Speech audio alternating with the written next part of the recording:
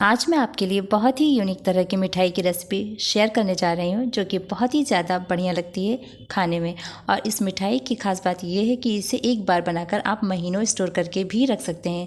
बिल्कुल भी ख़राब नहीं होती है दोस्तों, ये जूसी भी होती है और साथ ही साथ बहुत ही ज़्यादा क्रिस्पी भी होती है। और ये क्रिस्पी हमेशा बनी भी रहती है। और इसे देखकर आपको लग रहा होगा कि बहुत ही ये कठिन है इसे बनाना, लेकिन बिल्कुल भी ऐसा नहीं है। आप इसे बहुत ही ईजी तरीके से, आसान तरीके से बना सकते हैं।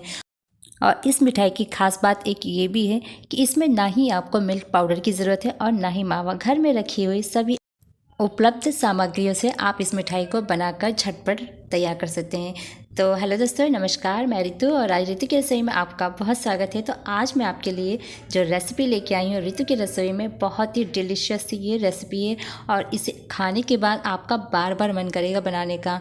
और इन सर्दियों के मौसम में स्पाइसी हम बहुत ज़्यादा खाते हैं, साग भी खाते हैं, हर चीज़ खाते हैं। उसके बाद हमें कुछ मीठा खाने का मन करता है, तो आप इस रेसिपी को अपने घर में ट्राई कर सकते हैं। तो आइए, इसे बनाने के लिए मैं आपको बता देती हूँ कि हमें किन किन चीज़ों की आवश्यकता होगी। तो इसे बनाने के लिए मैंने ले लिया है 1 कटोरी, मैंने देखिए गेहूं का आटा लिया है। और 1 कटोरी इसमें हम मिलाएंगे मैदा।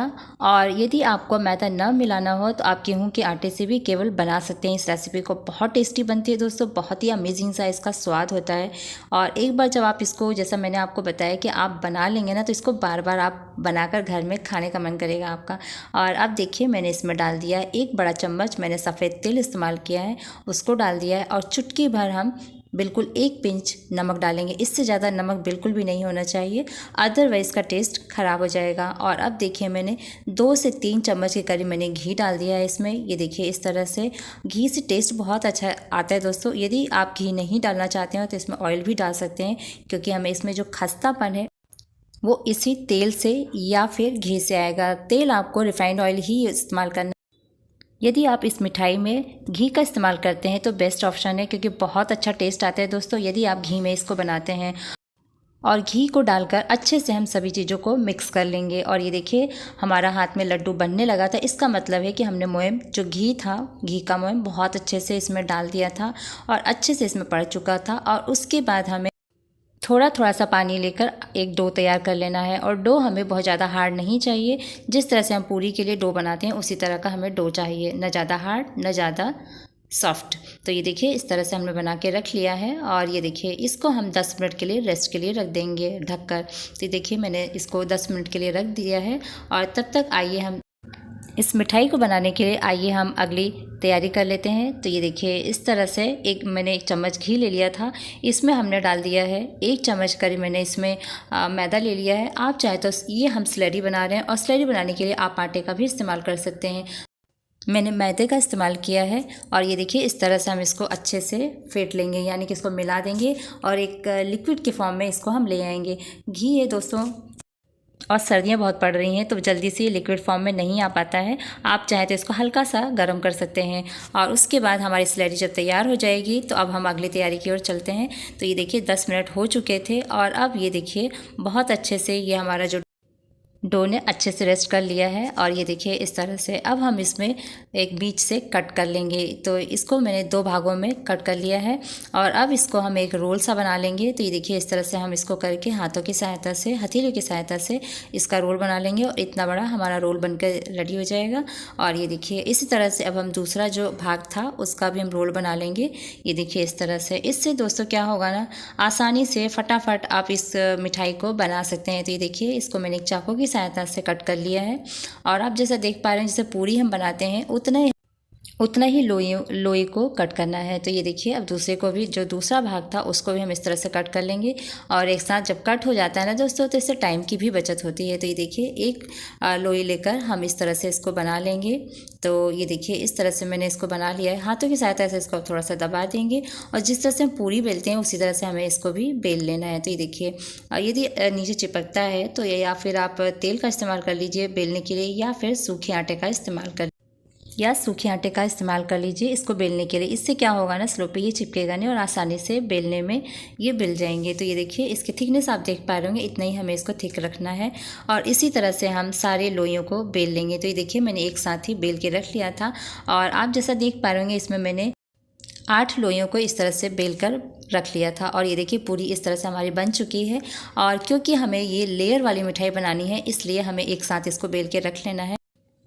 और पूरियाँ आप जितनी रखेंगे बेलकर उतना ही अच्छा रहेगा दोस्तों, क्योंकि एक के ऊपर एक जब हम इसको रखेंगे तो हमारी उतनी ही लेयर बनेगी मिठाई की। तो इसलिए इसकी थिकनेस को आपको देखना है, या फिर आप 5 रखिए या फिर 7 रखिए। और क्योंकि इससे कम होने पर लेयर कम दिखेंगी और देखने में मिठाई अच्छी नहीं लगेगी और ना ही खाने में अच्छी लगेगी।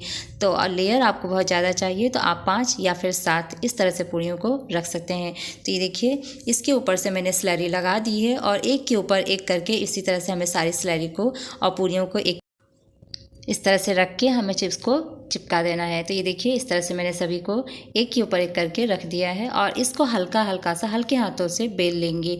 इसको ज़्यादा पुश करके नहीं बेलना है, अदरवाइज़ क्या लेयर जो है वो खुल के नहीं आएगी और चिपक जाएगी। तो ये देखिए इस तरह से बेल के अब इसको धीरे धीरे करके हमें इस तरह से फोल्ड कर लेना है और फोल्ड करके इसको एक अच्छा सा रोल बना लेना है।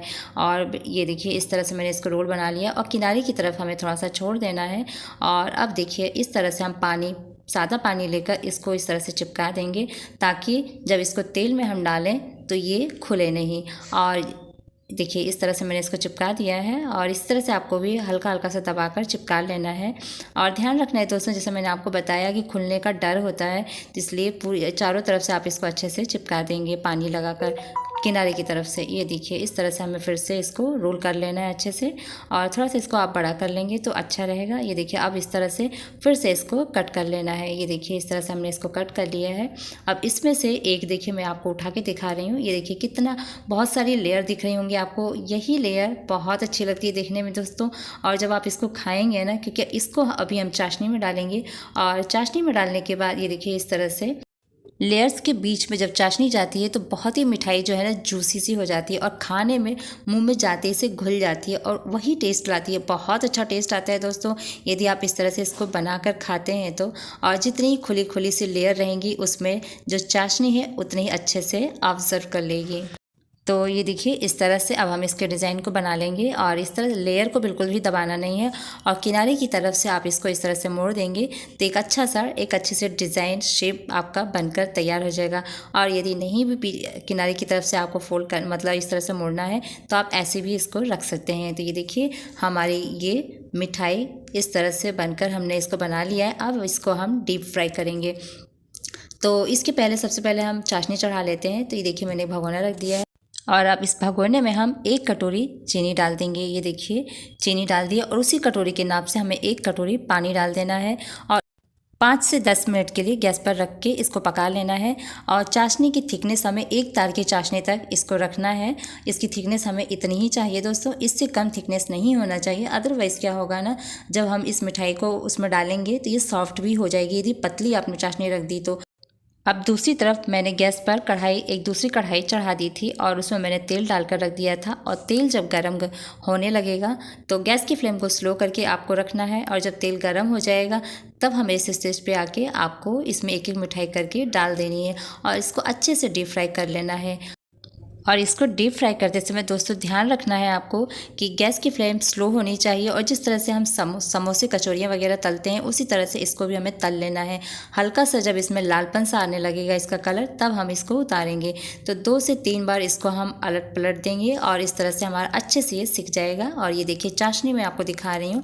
चाशनी अब हमें थोड़ी सी और इसमें थिकनेस चाहिए। इसके बाद मैंने इसमें 5 से 10 मिनट के बाद मैंने इसको बंद कर दिया था और एक तार आपको तार देखना होगा कि एक तार की चाशनी हमारी होनी चाहिए। और ये देखिए इस तरह से अब हम इसको निकाल लेंगे। इसका कलर बहुत ही प्यारा आया है और इसका आप जैसा देख पा रहे हैं इसका टेक्सचर बहुत ही अच्छा लग रहा है, बहुत सुंदर लग रही है मिठाई देखने में। और जो इसमें हमने सफ़ेद तिल का इस्तेमाल किया है उससे टेक्सचर बहुत प्यारा आया है। तो ये देखिए इस तरह से, और इसकी लेयर आप देख पा रहे होंगे, लेयर भी बहुत ही खुली खुली सी है और ये इसमें आसानी से चाशनी जो है ना अच्छे से ऑब्जर्व कर लेगी और बहुत टेस्टी लगेगी मिठाई। ये देखिए इस तरह से। और इसमें भी आपको थोड़ा टाइम तो लगेगा दोस्तों, जितना आप डीप फ्राई करके इसको मतलब गैस की फ्लेम को स्लो करके आप इसको डीप फ्राई करेंगे उतना ही ये मिठाई टेस्टी और स्वादिष्ट बनेगी। तो ये देखिए इस तरह से हमने सारी लेयर्स वाली इस मिठाई को बना लिया है। तो ये देखिए दोस्तों हमारी मिठाई बनकर रेडी हो चुकी है, लेयर्स वाली, बहुत ही जूसी, बहुत ही क्रिस्पी, बहुत ही टेस्टी सी। तो अब देखिए इसको हमने डीप फ्राई कर लिया है और अब इसके बाद हम इसको डाल देंगे चाशनी में। तो चाशनी मैंने पहले से ही देखिए इस तरह से इसमें डीप कर देंगे। तो ये देखिए इस तरह से हमें चाशनी बहुत ज़्यादा नहीं चाहिए दोस्तों, केवल हमें उसमें जो हमारा चाशनी है इसमें ऑब्जर्व हो जाए, बस इतनी हमें चाशनी बना के रखनी है, इससे ज़्यादा चाशनी नहीं बनानी है, अदरवाइज़ क्या होगा ना, चाशनी ख़राब हो जाएगी। और ये देखिए इस तरह से, और जिस तरह से मैंने आपको क्वान्टिटी बताई है, इसका मेज़रमेंट बताया चाशनी का, उसी तरह से आपको बनाकर इस तरह से इसको डीप कर लेना है। तो ये देखिए मैंने इस तरह से इसको डीप कर दिया था और 1 से 2 मिनट तक के लिए आप इसको चाशनी में रखकर छोड़ दीजिए और उसके बाद एक एक करके सभी को निकाल लीजिए। ये देखिए इस तरह से मैंने प्लेट में सारी मिठाइयों को निकाल लिया है। और जैसा आप इसका टेक्सचर, जैसा मैंने आपको बताया कि टेक्सचर बहुत ही प्यारा सा है दोस्तों। जब आप इसको चाशनी में डालकर इस तरह से डीप करके और 1 से 2 मिनट के लिए छोड़कर इसको रखते हैं तो बहुत अच्छी लगती है मिठाई खाने में और काफ़ी टेस्टी भी लगती है। और जैसा कि आप इसको चाशनी में न डालना चाहें तो इसको यदि नमक वाली नमकीन बनाना चाहते हैं तो आप इसी तरह से नमकीन वाली भी बना सकते हैं। और इसके ऊपर से मैंने देखिए गार्निशिंग कर दी थी इस तरह से, या तो आपके पास पिस्ता हो तो पिस्ता कर दीजिए, या फिर आप इसमें सफ़ेद तिल को थोड़ा सा भूनकर इसके ऊपर से आप गार्निशिंग कर सकते हैं इसकी। और ये देखिए हमारी मिठाई बनकर रेडी हो चुकी है। तो ये यूनिक सी मिठाई आपको कैसी लगी कमेंट करके ज़रूर बताइएगा दोस्तों, और अपने खुद भी खाइएगा और सभी घर में सदस्यों को भी खिलाइएगा। तो ये मिठाई की रेसिपी अपने घर में आप ज़रूर ट्राई कीजिएगा, काफ़ी अमेजिंग सा स्वाद है दोस्तों, और एक बार बनाने के बाद आपका बार बार मन करेगा इस मिठाई को बनाने का। तो ये देखिए इसका टेक्सचर जैसा आप देख पा रहे हैं बहुत ही प्यारा सा इसका कलर भी आया है, बहुत प्यारा सा इसका टेक्सचर भी है।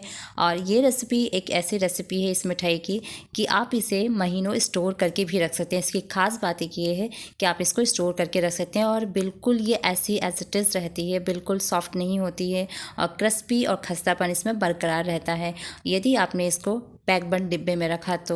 और यदि आपने खुले डिब्बे में रखा तो ये ज़रूर सॉफ्ट हो जाएगी, तो इसका ध्यान रखिएगा। वैसे मिठाई बच भी नहीं पाएगी क्योंकि इतनी टेस्टी होती है कि 2 से 3 दिन के अंदर ये ख़त्म भी हो जाएगी।